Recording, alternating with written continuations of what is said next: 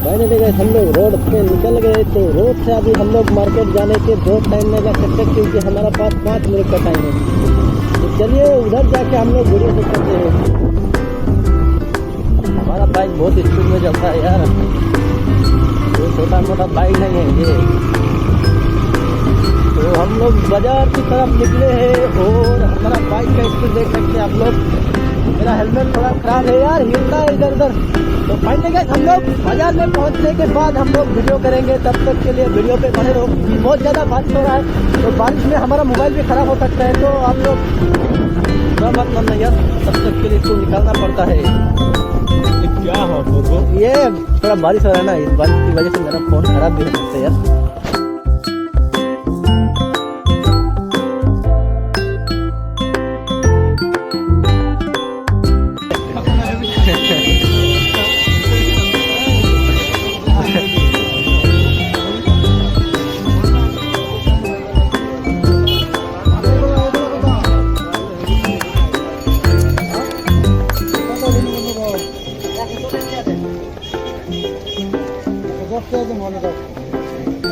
देख को लग लड़ाई देख